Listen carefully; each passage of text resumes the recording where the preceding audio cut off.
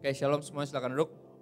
Hari ini bagian terakhir dari 10 perintah Allah, bagian yang sejujurnya sangat menarik karena dia akan kalau saudara menangkapnya dari 1 sampai 9 hukum Taurat itu tentang do this, don't do that, atau lakukan ini, jangan lakukan itu semua tentang perintah moral. Saudara mesti merevisinya karena di di bagian ke-10 dari hukum Taurat mengatakan jelas banget di Keluaran 20 ayat 17 berbicara tentang bukan hanya apa yang kita lakukan atau tidak lakukan, tapi betapa kita bahkan bukan hanya nggak boleh melakukan, tapi nggak boleh mengingini untuk melakukan hal itu. Karena tiba-tiba kita pikir mungkin 1 sampai 9 tentang harus gini dan jangan gitu. Tapi pas di bagian ke-10 tiba-tiba dibilang jangan mengingini. Jadi ternyata bukan hanya nggak boleh membunuh, tapi nggak boleh ingin membunuh. Bukan hanya nggak boleh berzina, tapi nggak boleh ingin berzina. Sampai level sana, Tuhan membawa hukumnya ke ke level yang mustahil bagi kita. Kita cuma bisa ada hukum harus gini dan gak boleh gitu, tapi dia bilang bukan hanya harus gini dan gak boleh gitu, tapi harus mau begini dan harus gak boleh begitu. Jadi ada keinginan di situ. Tiba-tiba 1 sampai 9 yang saudara masih berpikir cuma tentang boleh ini atau gak boleh itu, tiba-tiba semua jadi tentang hati. Ada di dalam sini, semua berasal dari sini ternyata. Makanya dia bilang di bagian ke-10 dia bilang adalah jangan mengingini. Jangan mengingini milik sesamamu. Dan gini, mungkin pertama kali baca ini kita gak akan langsung ngeh. Ingat saya pernah bilang bahwa hukum Taurat dibagi dalam 2 loh batu. 1 sampai 4 mengatur hubungan kita sama Tuhan dan 5 sampai 10 mengatur hubungan antar sesama. Pasti kita akan bingung, apa hubungannya mengingini milik orang lain sama kemampuan kita mengasihi dia? Karena kayaknya gak ada hubungannya ya kan. Orang itu bisa punya hal yang bagus-bagus, yang cakep-cakep, yang cantik-cantik, dan kita bisa mengingininya, tapi dia gak ada ruginya, benar gak? Iya gak sih, kita ngerasa apa ruginya buat dia kalau kita mengingini miliknya. Tapi saudara jangan pernah lupa perintah untuk mengasihi sesama, di dalamnya mengandung gini, kasihlah sesama manusia seperti dirimu sendiri. Jadi ternyata di bagian ke-10 ini sebenarnya lebih ke tentang saudara. Kalau kita mengingini milik orang lain, yang rugi kita sendiri. Orang itu enggak, kitanya yang rugi. Oke, 5 sampai 9 semua tentang mengasihi orang lain, tapi ayat yang bagian ke-10 tiba-tiba tentang seperti diri sendiri. Artinya kalau kita mengingini milik orang lain, kita rugi sendiri. Jangan mengingini kepunyaan orang lain, rumahnya, istrinya, hamba-hambanya, ternaknya, keledainya, atau apapun yang dimilikinya. Dan aku percaya semua kita pasti pernah berdosa di bagian ini. Semua kita. Salomo bilang ada aja orang yang kerja karena gak mau kalah sama orang lain. Jadi lelahnya tuh cuman karena dia gak mau kalah sama orang lain. Kenapa? Temen gue udah pada kerja semua. Yaudah gue kerja juga deh. Gitu. Pas reunian ketemuan, yang ini udah punya bisnis ini, yang itu punya itu, dan kita belum ngapa-ngapain, langsung tiba-tiba mendadak cari kerja besok. Karena gak mau kalah. Salomo bilang bisa kayak gitu. Pelayanan juga jeleknya suka-suka kayak gitu juga kadang-kadang. Lu pikir keluarga lu doang yang bisa pelayanan? Kita juga bisa sekeluarga. Emang keluarga lu doang bertalenta? Keluarga kita juga punya talenta. Akhirnya singkir-singkiran tuh di gereja. Lomba-lomba deh. Lagu lama kaset kusut ya saudara. Mungkin saya bukain sedikit. Buat Anda yang baru memulai jatuh cinta sama gereja, percayalah kita mesti lebih mengenal lebih lanjut lagi. Tapi jangan sampai gak mencintai gereja karena Tuhan pernah menegur saya. Saya orangnya sangat kiri. Dan saya sangat gak demen yang liturgis dan basa-basi. Saya suka yang nyata-nyata. Saya sempat sebel sama gereja, tapi Tuhan bilang kamu gak bisa benci apa yang aku sayang. Gereja tubuhku sendiri. Kalau kamu mengaku mengasihi aku, pasti kamu mengasihi gereja juga. Oke, dan kita pasti pernah deh, gak usah jauh-jauh gini. Contoh ya, ini rumah orang udah pasti yang paling kelihatan. Kita gak tahu isinya kayak apa, kita gak tahu keluarganya harmonis apa enggak, tapi kalau udah rumahnya gede kita kayak gila, asik banget ya kalau kita punya rumah kayak gitu. Ya kan, berikutnya pasti pas tiba-tiba keluar, terus tiba-tiba lihat istrinya kayak gile, ya asik banget hidupnya gitu. Udah istri cantik, cinta Tuhan, coba bini gue, nyap-nyap. Tapi gini, saudara emang tahu hidupnya di dalam rumahnya kayak apa? Saudara tahu gak kalau istrinya marah kayak apa? Nggak tahu kan?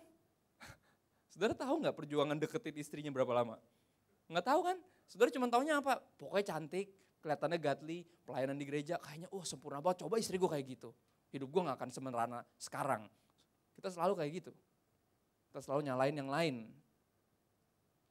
Adam ketika dicariin sama Tuhan di di taman dia malah nyalahin, ya kan, dia malah nyalahin Tuhan, terus nyalahin istrinya. Dia bilang, kenapa lu ngasih gue cewek yang ini, coba kasih yang lain, urusannya gak akan kayak gini. Selalu semuanya, apapun dan siapapun yang salah kecuali kita. Itu selalu. Hamba-hambanya, ada gak sih orang yang ingini pembantu sesamanya? Oh ada banget, gila enak banget kalau punya pembantu workaholic kayak gitu. Saudara tahu ada pembantu yang workaholic? Ada. Saya dulu punya 14 tahun mengabdi sama keluarga kita, udah kayak anak paling tua atau tingkah lakunya. Dia tuh kalau udah mulai ngomel, artinya udah kerjaan udah kelar. Mesti dikerjain lagi.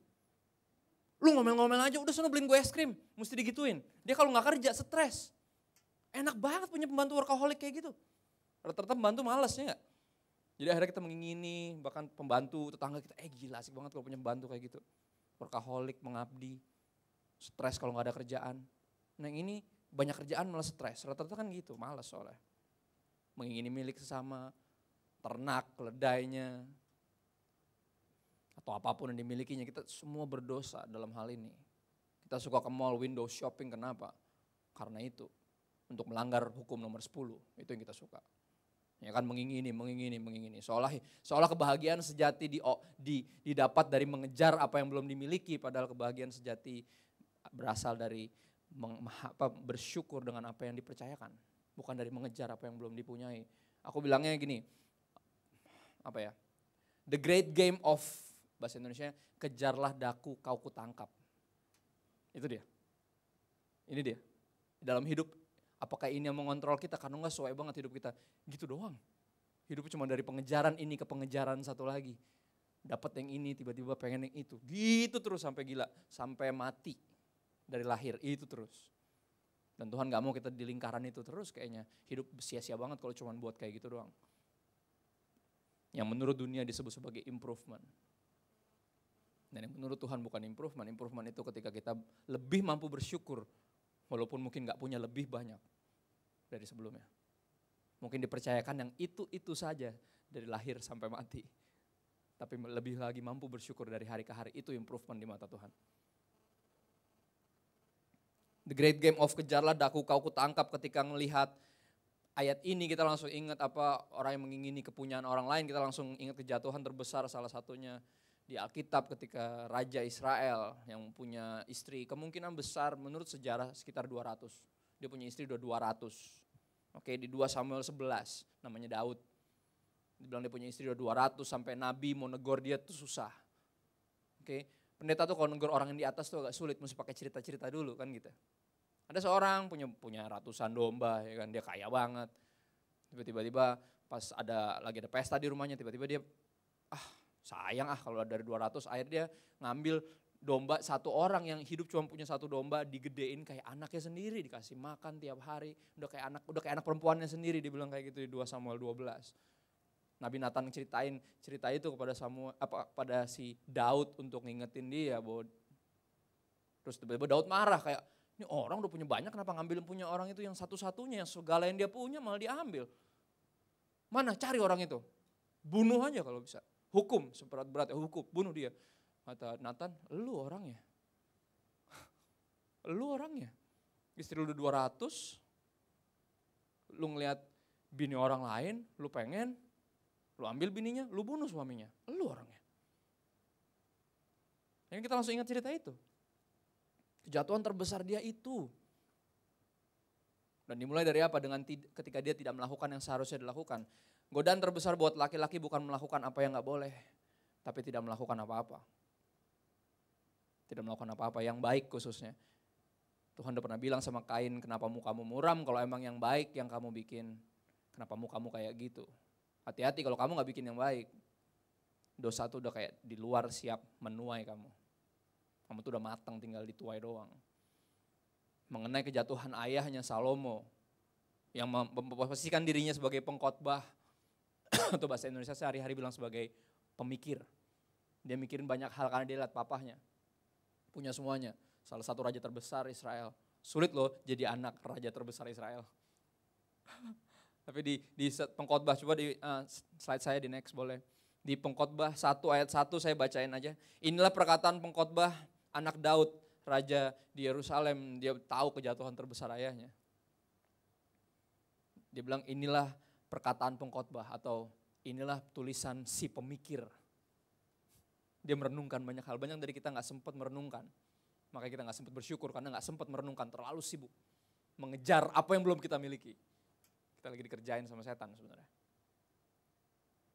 Inilah perkataan pengkhotbah anak Daud, raja di Yerusalem. Dia bilang gini, orang yang punya, dengerin, dia punya lebih banyak lagi istri daripada papanya. Karena dia pikir apa? Kayaknya papa punya kurang banyak. 200 kayak kurang, makanya dia cari satu lagi. Sampai bunuh panglimanya dia. Kayaknya kurang, aku mesti lebih banyak dari papa. Dia punya 1.700 istri, 300 gundik. Dan saudara pasti berpikir, gila asik, bahagia banget hidupnya. Orang paling berhikmat yang pernah hidup, salah satu orang paling kaya yang pernah hidup. Tapi dia bilang apa di ayat 2 dari pengkhotbah 1, kesia-siaan belaka. Kata pengkhotbah, kesia-siaan belaka, segala sesuatu adalah sia-sia. Saudara mau percaya gak hukum Taurat nomor 10? Abisin minggu ini dengan membaca pengkhotbah. Setiap pasal, baca renungin. Betapa pengejaran akan pendidikan, akan kepandaian, akan hikmat, akan kekayaan, akan kenikmatan. Semua udah dioper sama Salomo, udah diuber sama dia sampai gila. Karena dia berpikir papahnya punya kurang banyak makanya dia bikin itu. Tapi dia bilang apa? Semua sia-sia, sia-sia. Saudara akan bilang, gila lu punya istri 1.000, masih ya sia-sia? Kalau gue punya istri 1.000, asik banget, udah surga di bumi itu. Enggak percayalah, ini orang yang paling berhikmat yang pernah hidup di bumi. Dan bilang semuanya sia-sia. Enggak ada intinya pengejaran ini, kayak upaya menjaring angin. The great game of kejarlah daku kau kutangkap, lucu gak? Kita yang ngejar tapi sebenarnya kita yang lagi udah ditangkap, dikerjain, kayak babi dicucuk hidungnya terus ditarik kemanapun, dibawa kemanapun. Itu kita. Segala sesuatu menjemukan di ayat 8, dia bilang apa? Everything is boring, membosankan semuanya. Dia kayak punya semuanya, tapi dia bilang apa? Punya semuanya, gak menjamin bahwa saudara gak akan ada rasa bosan. Kebosanan adalah indikasi bahwa kita diciptakan lebih daripada cuma buat gini-gini doang. Oh ya, makanya bosan, jiwa kita kosong. Padahal udah punya semua. Jadi ini menghemat upaya kita yang lagi mau mengejar untuk memiliki seluruh dunia ini. Sudahlah. Oke, sudahlah. Itu kadang mesti ngomong gitu. Dan mulai melihat yang apa yang dimiliki, dipercayakan dan mulai belajar bersyukur. Dan dari sana kebahagiaan ternyata muncul. Segala sesuatu menjemukan sehingga tak terkatakan oleh manusia. Sangat membosankan sampai gak bisa diomongin lagi. Terlalu membosankan kata Salomo. Mata tidak kenyang melihat. Telinga tidak puas mendengar, artinya apa? Gak akan pernah ada kata cukup bagi manusia. Selalu akan ada lebih menarik lagi. Selalu akan kayak adanya yang lebih indah lagi, jadi kayak sulit untuk kita bersyukur ketika kita selalu ngeliat yang punya orang lain. Dan gak pernah take a pause, take a break, take a rest and see apa yang Tuhan udah percayain. Siapa aja. Di Yakobus 1 ayat 12 sampai 15. Slide saya boleh dimunculin, saya nggak bacain semuanya. Saya yang bacain sendiri aja. Yakobus 1 ayat 12 sampai 15, pengujian dan pencobaan, berbahagialah orang yang bertahan dalam pencobaan. Terjemahannya sama. Berbahagialah orang yang bertahan dalam ujian. Ini di pasal ini agak suka kebalik-balik nih. LAI, Lembaga Alkitab Indonesia. Berbahagialah yang bertahan dalam pencobaan sebab apabila ia sudah tahan uji. Nah loh, jadi ini pencobaan apa ujian kan gitu. Di mata iblis, semua yang diizinkan terjadi dalam hidup kita bisa jadi kayak pencobaan. Karena tujuan dari pencobaan adalah untuk menjatuhkan saudara. Tapi Tuhan melihat pencobaan kita di mata Tuhan itu sebagai ujian. Tujuan ujian sederhana biar kita naik kelas. Apapun jenisnya.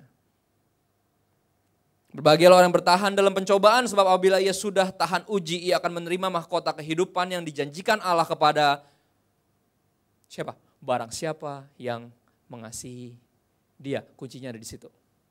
Saudara, apapun perjalanan hidup kita, seberat apapun ujian yang mungkin gak seberat, mungkin lebih berat dari orang lain rasanya karena kita ngelihat bukan cuma apa yang mereka miliki, tapi ujian mereka. Enak banget ya hidupnya, kita kayak gitu. Gue sampai diproses kayak gini, kok dia kayak gak diproses, enak banget sih. Ya dia gampang lah hari Minggu angkat tangan haleluya, orang hidupnya seenak itu. Tapi apa? Semua pengujian itu, ujian itu harusnya akan membuat kita lebih tahan uji. Dan itu demi kebaikan kita. Ingat Roma 8:28, apapun yang diizinkan terjadi. Allah turut bekerja dalam segala sesuatu untuk mendatangkan kebaikan bagi, kata-katanya sama, bagi mereka yang mengasihi dia. Benar gak? Kata-katanya sama. Orang yang dicobai atau diuji, orang yang beriman akan tahu ini ujian iman bukan pencobaan. Dan setelah tahan uji, kita akan menerima mahkota kemuliaan yang dijanjikan oleh Tuhan kepada kita yang mengasihi dia. Kuncinya ada di situ.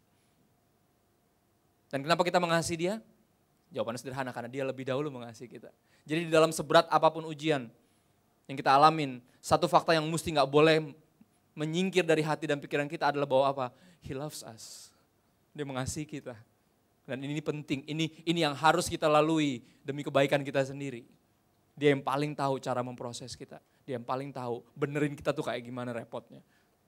Ya kan, sebuah operasi akan dalam tergantung kadar penyakitnya. Separah apa, di sedalam apa penyakitnya. Kalau dalam banget ya operasinya harus besar, gak bisa operasi kecil karena gak nyampe. Seberapa rusaknya kita. Kadar kita rusak lain-lain tapi semuanya rusak. Kadang proses orang bisa beda, kenapa? Karena mungkin saudara lebih rusak dari yang lain, sehingga apa? Operasinya lebih besar dari yang lain. Kadar kedablekannya lebih tinggi dari yang lain. Yang lain ditegur dikit, udah jelas, yang ini udah mati siapanya. Udah kena stroke, masih dablek juga, lihat gak? Itu dia, karena apa? Kadar kerusakannya, kadar kedablekannya itu loh, beda-beda kan. Dan kita gak bisa saling bandingin. Bukan cuma kepemilikan yang gak boleh dibandingin, proses hidup juga gak boleh dibandingin. Karena Tuhan mengasihi kita secara sama. Bukan dia pilih kasih sehingga yang ini proses sedikit aja lah karena aku lebih sayang, yang ini aku agak sebel, dihajar. Kayak enggak, sama semuanya demi kebaikan. Karena dikasihinya sama.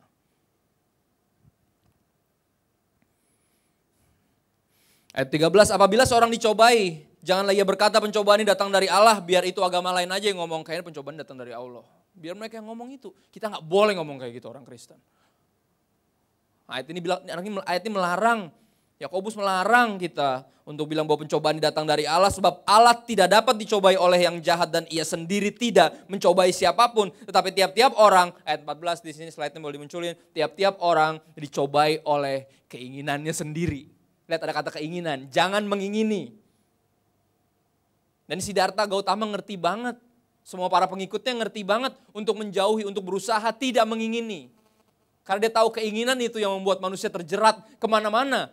Hawa nafsu, dan itu yang mau coba dikikis, coba dihilangkan dengan bertapa. Oh ya, itu upaya untuk tidak mengingini karena dia tahu. Gini teman-teman Buddha, tahu banget masalahnya apa. Tapi mereka gak punya solusi. Everyone knows there's something very wrong within us. Semua orang tahu, semua agama berhasil sampai di fakta itu. Tapi harusnya fakta itu, bahwa ada yang sangat salah sama kita. Harusnya fakta itu membawa kita kepada apa? Kebutuhan akan juru selamat. Harusnya membawa kita kepada Yesus yang bisa menolong kita. Mengeluarkan kita dari lingkaran itu. Sulit loh untuk tidak mengingini. Ya kan? Gue pengen gak mengingini Lah, ya kan? Untuk gak mengingini aja dibutuhkan keinginan, benar gak? Ya dong, itu jadi gagal. Ngapain lu betapa? Gue pengen tidak mengingini. Ya itu udah, lu lihat gak itu bunuh diri. Ayat barusan kata-katanya udah bunuh diri. Pengen tidak menginginkan. Iya juga ya, ya iya.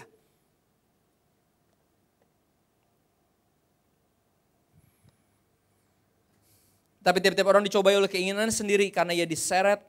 Lihat gak ayatnya, bener gak? Cantol, diseret dan dipikat, tarik-tarik kemana-mana, dikerjain. Semua orang yang pernah terlibat selingkuh kalau didengerin ceritanya, cuman satu yang bisa keluar dari mulut yang denger. Goblok. Dikerjain, diodong-odongin, diporotin, diseret, dipikat, dikerjain, habis-habisan. Padahal istrinya cantik, anak-anaknya lucu-lucu. Tapi dia bisa setolol itu. Ya kan barang siapa yang selingkuh, ya kan di ayat kemarin kita bahas di pasal 7, orang itu bego kalau kata Salomo. Dan kadang kita nggak selingkuh sih, tapi cuman main-main Facebook dikit sih.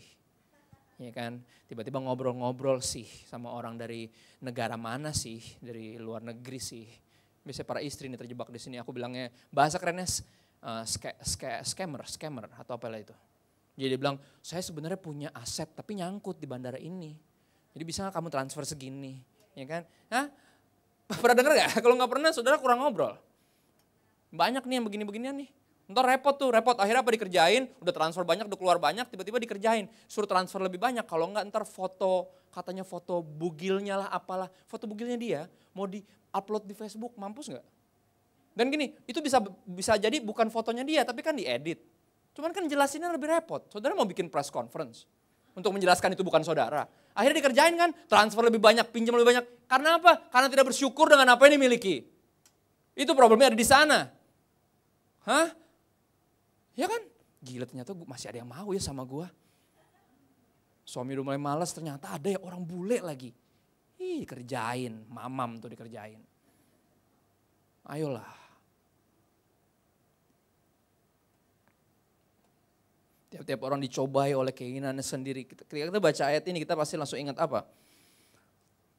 Apabila keinginan itu telah dibuahi, ayat 15, ia melahirkan dosa dan apabila dosa itu sudah matang, ia melahirkan maut. Saudara langsung ingat. Langsung ingat apa? Kejadian 3. Hawa. Setiap manusia dicoba oleh keinginannya sendiri. Hawa dibilang apa? Dia ngelihat buah itu. Tiba-tiba, kayaknya enak ya. Lihat gak? Dimulai dari apa? Merenungkan. Ngelihat. Saudara gini, bukan artinya gak boleh lihat. Ada cewek cakep, gak boleh ngelihat. Bukan gitu. Lihat tapi jangan direnungin. Artinya jangan kelamaan dilihat ini. Gini, segala sesuatu yang kita renungkan, percaya atau enggak, percaya lama-lama pasti kita beli. Ya elah, aku pernah berdosa dalam hal itu, ya kan. Pertama cuma kayak, sepatunya lucu ya. Lama-lama, websitenya apa sih? Ya kan. Lama-lama mampir ke website, ya kan. Lama-lama fotonya sampai dijadiin desktop background komputer, tau gak? Ya lama-lama dibeli, percaya gak? Duit gak ada juga dikumpulin, itu dia dari situ. Tiap-tiap orang dipikat oleh keinginannya sendiri, dikerjain. Dicobai oleh keinginannya sendiri. Hawa bukan langsung cabut. Pas ular ngomong bukan langsung, udah Tuhan gak ngomong gini, gak mau, malah didengerin. Malah akhirnya dia lihat lagi, kayaknya buahnya enak ya. Dan kayak di dalamnya ada pengetahuan itu, hikmat yang kayaknya asik deh. Gini makanya lagunya bilang kurenungkan firman-Mu siang dan malam. Saudara gak menginginkan Tuhan, karena gak pernah merenungkan dia siang dan malam, merenungin yang lain. Terus heran, kenapa ya gue gak menginginkan Tuhan? Ya menurut Ngana, ya merenungkan yang lain. Gimana mau menginginkan Tuhan?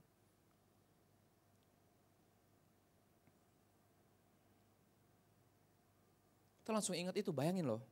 Ingat, kejarlah daku kau kutangkap, kita berpikir kalau kita punya seluruh dunia, akan ada satu kata rasa cukup. Ingat, Adam dan Hawa udah dikasih seluruh dunia sama Tuhan. Dan mereka masih ngerasa kurang.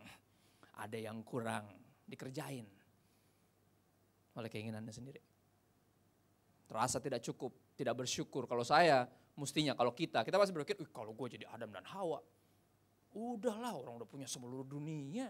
Percayalah kalau kita jadi mereka lebih parah.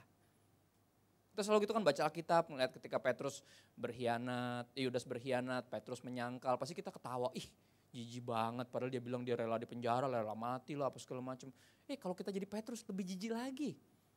Ya kan kita pasti ngeliatnya gitu terus.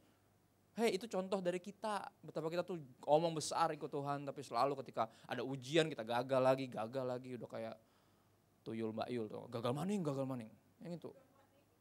Gagal tuh, ya kan?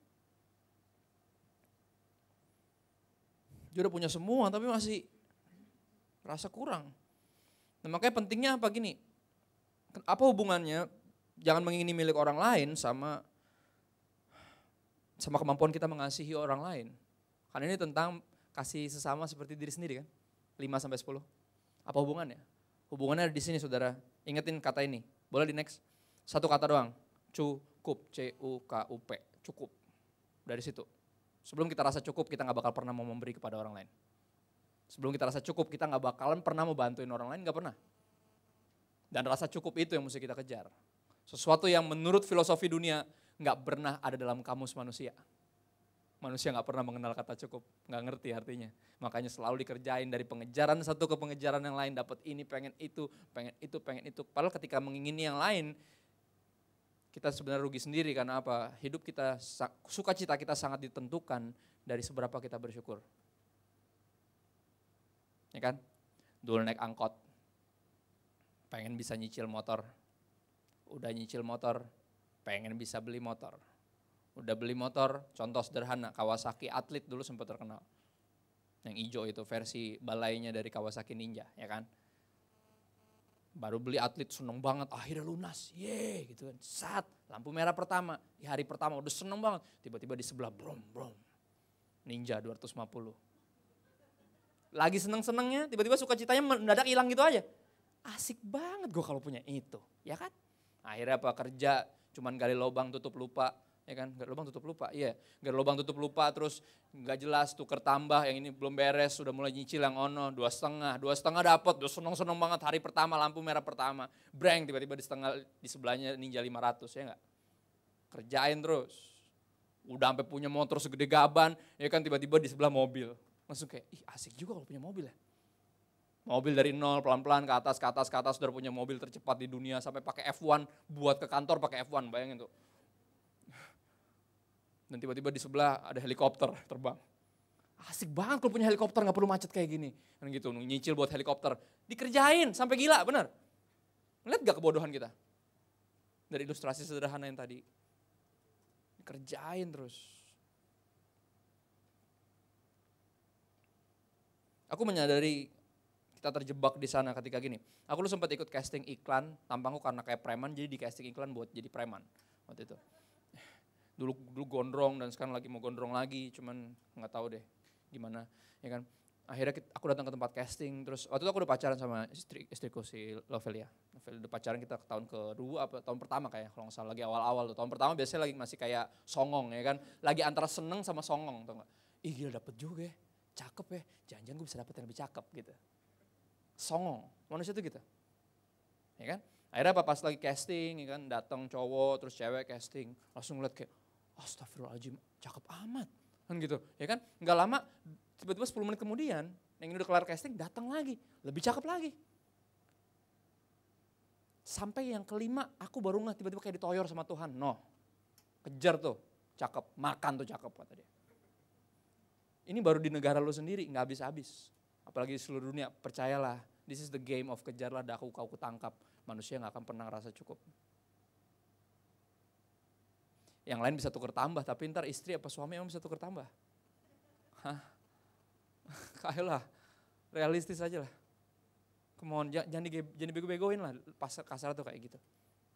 Ya di situ aku sadar, akhirnya apa?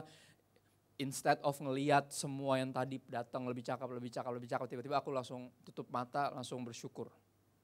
Dengan apa yang dipercayakan sama Tuhan. Benar, aku langsung ingat dia, aku langsung SMS dia, waktu itu masih zaman SMS. Kalau langsung SMS. Lagi nunggu nih, gini-gini. Wish you were here. Ya? Walaupun mungkin gak lebih cantik dari yang itu. Tapi apa ketika kita ingat apa yang udah Tuhan percayakan, kita belajar bersyukur dan mulai mengalihkan pandangan kita dari merenungkan yang lain-lain. Dan dari situ kebahagiaan ada. Dan orang-orang kayak gitu doang yang siap merit sebenarnya.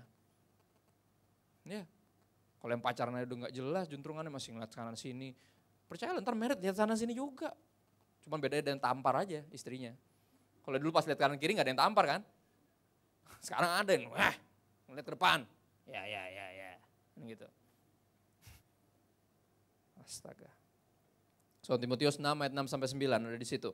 Memang ibadah kalau disertai rasa cukup memberi keuntungan besar, menarik.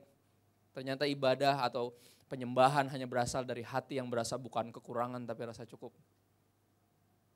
Ibadah yang kayak gitu yang beri keuntungan besar. Banyak dari kita datang ibadah karena rasa kurang. Ya kan, kurang ini, kurang itu. Mau lebih punya ini, lebih punya itu. Tapi ternyata ibadah yang disertai rasa cukup. Dan di situ, dan ternyata ibadah adalah latihan. Upaya untuk meyakinkan diri kita bahwa Tuhan itu cukup, bahkan lebih dari cukup. El Shaddai artinya bukan berkatnya melimpah. Lagunya kan gitu. El Shaddai Allah. Harus ada vibranya biar lebih rohani.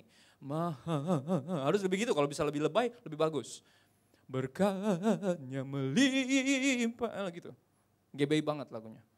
Gereja Berkat Indonesia. Semua tentang lebih melimpah daripada yang sebelumnya. Padahal ibadah itu tentang untuk lebih merasa cukup. Lebih melihat El Shaddai sebagai, saudara mesti tahu El Shaddai itu artinya apa? Allah yang kayak gimana? Lucu, tapi digambarkan Allahnya feminin di situ. Dia bilang apa? Kayak gini, seorang ibu yang menyusui anaknya. Seorang anak yang masih era gak bisa makan apa-apa, cuman bergantung dapat kehidupan dari air susu ibunya. Dan biarlah kita sama Tuhan kayak gitu. Karena apa? Dia itu bukan cuma cukup, tapi lebih dari cukup. El Shaddai artinya Allah yang lebih dari cukup. Dia doang itu lebih dari cukup. Kalau gue udah punya dia, gue udah punya semua yang gue pengen dan semua yang gue perlu. Kayak anak yang cuma bisa ngeliat wajah mamanya ketika dia nyusu. Karena dia tahu kehidupan dia cuma mengalir dari situ. Itu El Shaddai. Tapi kita salah gunakan, kita lebih suka yang berlimpah. Karena kita masih gak ngerti juga bahwa ibadah ini latihan untuk meyakinkan diri kita. Bahwa apa yang kita miliki, apa yang diberikan, dipercayakan kepada kita itu udah cukup sebenarnya. Dan harusnya bisa membuat kita bersyukur, angkat tangan, bukan turun tangan. Memberi, bukan mengambil. So Timotius 6 ayat 6 dilanjutin di ayat 7-nya. Perenungan yang udah berkali-kali Tuhan ngomong ini di sini. Aku inget banget, aku bilang kayak Tuhan masa ngomong ini lagi, kayaknya ayat itu udah sering banget gitu loh. Kata Tuhan ya mesti diingetin terus. Memang ibadah kalau disertai rasa cukup memberi keuntungan besar sebab kita tidak membawa suatu apapun ke dalam dunia dan kita pun tidak dapat membawa apa-apa keluar. Asal ada makanan dan pakaian cukuplah. Tapi mereka yang ingin kaya, hello. Dan mereka yang ingin kaya, terjatuh ke dalam pencobaan, ke dalam jerat dan ke dalam berbagai-bagai nafsu yang hampa dan mencelakakan yang menenggelamkan manusia ke dalam keruntuhan dan kebinasaan. Siapa yang gak pengen kaya? Saya berhenti mau jadi kaya. Saya mulai belajar untuk bersyukur dan mulai berpikir, mulai meyakinkan diri saya bahwa Kristus itu cukup. Karena sebelum saya merasa cukup, saya gak akan pernah bantuin orang lain. Saya gak akan pernah berbagi hidup. Saudara mesti lihat ya. Kata cukup ini sangat penting, makanya di salah satu poin di doa Bapa kami, Yesus berdoa, ngajarin kita berdoa kayak gitu. Bapa berikanlah kami kepada kami makanan atau terjemahan lama bilang sebagai rezeki kami pada hari ini yang berlimpah. Kagak. Secukupnya, ngapain Yesus ngajarin itu kalau kita harusnya bisa, harusnya lebih berlimpah. Ngapain dia ngajarin itu? Ngapain dia ngajarin kalau kita berdoa minta kayak gini? Minta yang secukupnya. Rezeki, makanan, apapun itu bentuknya, pokoknya yang secukupnya. Kita harus terus dalam keadaan selalu butuh dia sebagai Sang El Shaddai. Allah yang lebih dari cukup. Sumber kebutuhan kita. Sumber kehidupan kita bahkan. Itu ayat 11, berikanlah kami makanan rezeki kami secukupnya. Next boleh di Ibrani 13 ayat 5, ada satu ayat yang cukup jelas. Janganlah hidupmu dikuasai oleh cinta akan uang, tetapi hendaklah kalian puas dengan apa yang ada padamu, bahasa terjemahan barunya. Cukupkanlah dirimu dengan apa yang ada padamu. Cukupkanlah diri itu sebuah kata kerja. Kita meyakinkan diri kita, this is enough. Cuman segini, tapi kita bisa cukupin, kita bisa muat-muatin di budget kita. Gaji saya cuman segini, ya udah kita turunin kadar hidup kita. Gaya hidup kita turunin, disesuaikan dengan ini. Itu disebut mencukupkan. Hendaklah kalian puas dengan apa yang ada padamu sebab Allah sudah berkata, aku tidak akan biarkan engkau atau meninggalkan engkau. Banyak dari kita tertipu mengejar apa yang belum kita punya. Tipuannya sederhana. Karena kita gak percaya bahwa Tuhan pegang hidup kita, jadi kita didorong oleh rasa khawatir, takut kurang. Didorong oleh itu, makanya ayatnya menarik, dia bilang apa? Hendaklah kalian puas dengan apa yang ada padamu, cukupkanlah dirimu dengan apa yang ada padamu. Sebab Tuhan berjanji, aku tidak akan biarkan engkau atau meninggalkan engkau. Jangan pernah hidup, jangan pernah kerja, jangan pernah ngapa-ngapain didorong oleh rasa khawatir. Jangan pernah. Jangan pernah. Hendaklah kita lakukan segala sesuatu seperti untuk Tuhan. Di ayat dari Kolose 3 ayat 17 dibilang dengan rasa syukur kepada Yesus Kristus. Orang dunia aja tahu, belajarlah cintai apa yang Anda lakukan. Enggak, kita belajar mencintai kepada Dia yang olehnya kita melakukan segala sesuatu.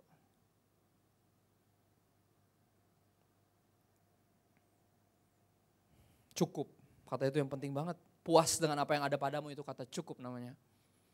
Dan manusia gak mengenal itu tapi beda.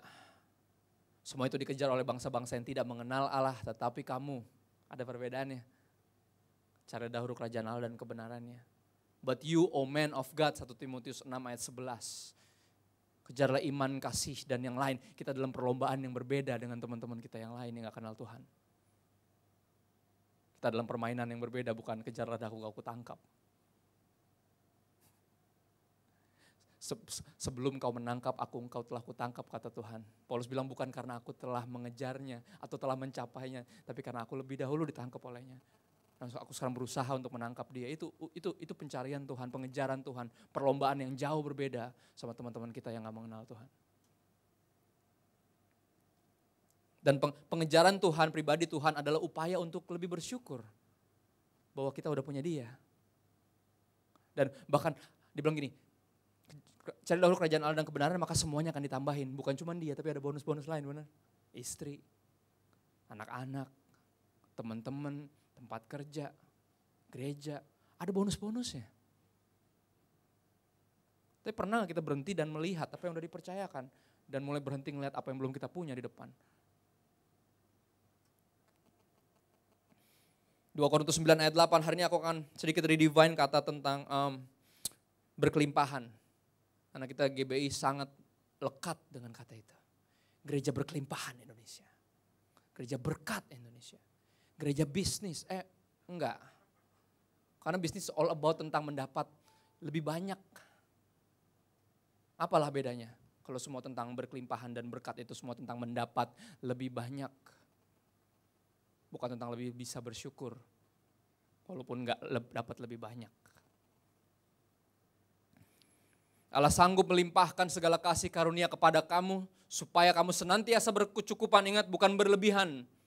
Bukan berkelimpahan, senantiasa berkecukupan dalam segala sesuatu dan malah berkelimpahan, menarik. Berkelimpahan dalam apa? Pelbagai kebijakan. Ketika kita rasa cukup secara materi, kita akan mulai berkelimpahan dalam apa? Kebajikan, kebaikan. Kita akan mulai berbagi. Kita kaya dalam berbagi. Salah satu jemaat yang terkenal nggak terlalu punya, pas zaman era Paulus jadi rasul, dia bilang jemaat itu justru yang paling banyak memberikan uang buat pelayanan Injilnya Paulus. Lu mau tahu, mereka kaya dalam perbuatan baik. Yang secara logis nggak mungkin mereka kasih lebih banyak karena mereka kekurangan. Tapi aneh, tapi nyata, tapi mereka yang paling banyak memberi buat pelayanan ini. Belajar sama jemaat yang itu.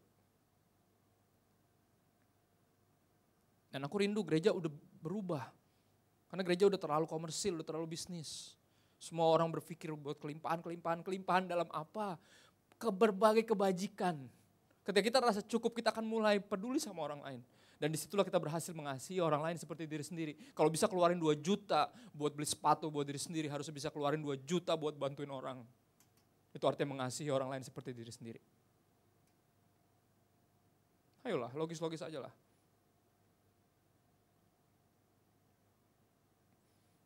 Baik, dari saudara mesti lihat hidup saya sebagai hamba Tuhan, hidup kami sebagai hamba Tuhan.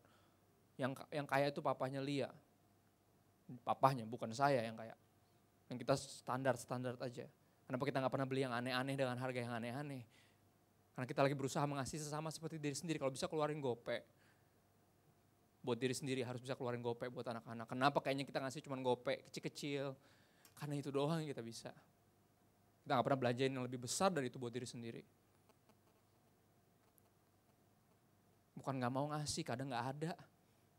Tapi kalau ada pasti dikasih, gak mungkin ditahan, ngapain. Saya percaya kita semua punya teologi yang sama kok dalam satu keluarga, aku dan istriku. Kita tahu persis bahwa ini semua gak bakal dibawa. Ngapain disimpan-simpan?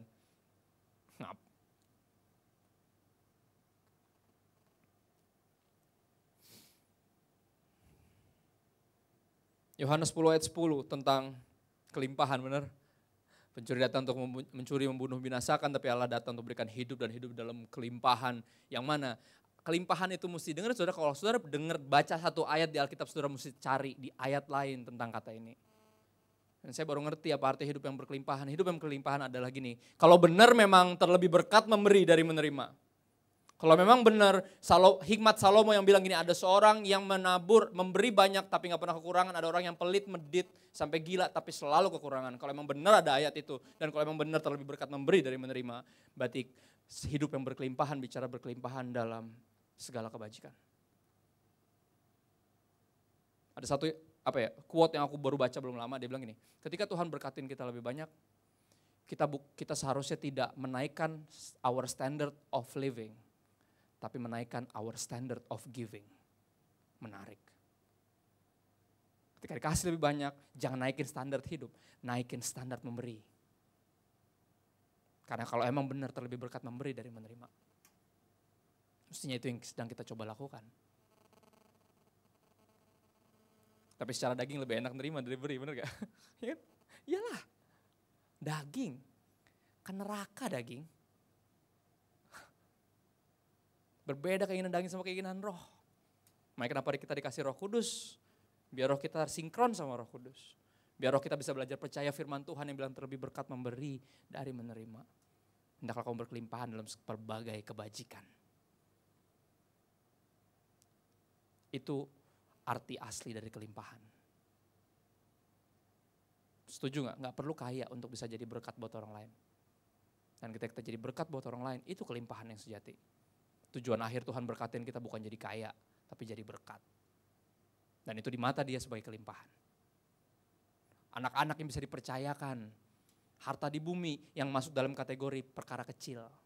Yang gini-gini nih, nanti akan masuk dalam sukacita Tuhannya dan akan dipercayakan perkara besar. Ikut memerintah bareng Tuhan di kerajaannya.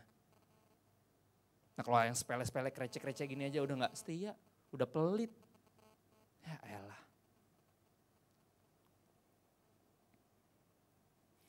The true meaning of abundance atau arti asli dari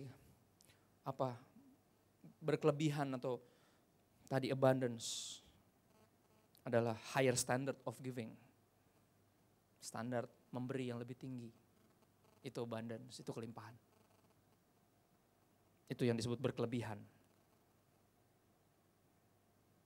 Dan semua gak akan pernah kita lakukan kalau kita gak menemukan arti sejati dari cukup.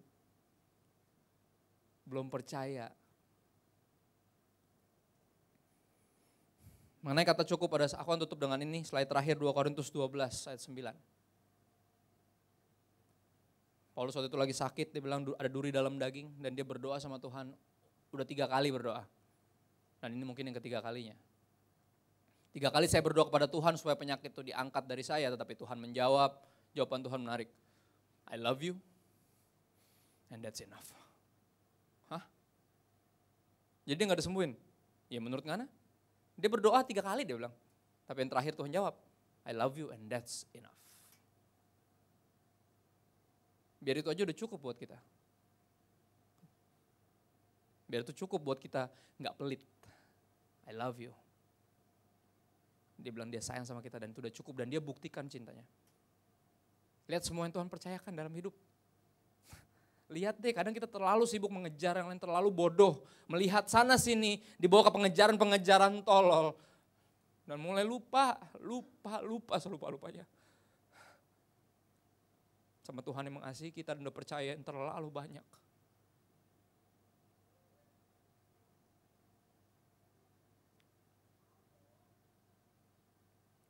I love you and that's enough.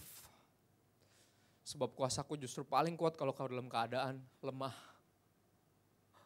Orang Kristen mungkin gak akan selalu dalam keadaan kuat, tapi dalam keadaan lemah itulah kita sadar bahwa yang kuat bukan kita. Yang menguatkan kita, dia yang paling kuat. Dan dia di pihak kita, siapa lawan kita. Tak usah kau takut, Allah menjagamu. Tak usah kau bimbang, Yesus peliharaku. Tak usah ku cemas, Roh Kudus hiburku, tak usah. Tak usah apa lagi? Yang jadul-jadul tahu nih lagu apaan tuh yang muda-muda langsung kayak gitu. Saya cukup jadul, itu lagu yang tadi, Elsia itu. Yang saudara cuman boltin di berkat, di situ doang lagu di depannya paling penting. Bukan ujungnya berkatnya melimpah, itu JGB banget sih. Ayo lagunya kan gak cuman belakangnya doang. Lagunya berfokus di El Shaddai. Dimulai dengan semua fakta kenapa dia El Shaddai. Dan tutup dengan kenyataan bahwa sebenarnya kita harus ngerti berkatnya melimpah El Shaddai. Artinya apa? He is our treasure. Harusnya orang Kristen doang yang tahu arti cukup. Karena apa? Orang Kristen doang yang percaya bahwa Christ is enough for me. Everything I need is in you. Christ is enough. Dan ibadah itu pelatihan. Ibadah itu upaya untuk meyakinkan jiwa dan diri kita. Gini saudara, Christ is enough is a fact. Kristus itu cukup, itu fakta, itu kebenaran. Dan kita lagi berusaha sinkronin seluruh keberadaan kita dengan fakta itu. Tujuan itu kita beribadah. Tujuan itu aku buka Alkitab, semua hamba Tuhan di sini untuk buka Alkitab, meyakinkan kita bahwa apa? Christ is enough. Karena kalau Kristus belum cukup, semua godaan dunia, semua kemuliaan dunia, semua kekayaan, keindahan itu akan menjebak kita, menjerat kita, memikat kita, membawa dia kemanapun. Lebih tepat membawa kita ke neraka. Kalau Kristus belum cukup, semuanya gak akan pernah ada yang bisa mencukupkan kita. Mau kejar, peroleh seluruh dunia, dan kehilangan jiwanya pun masih ada rasa kurang. Yang sebelum kita rasa cukup, kita gak akan pernah jadi berkat. Ini musisi boleh maju ke depan.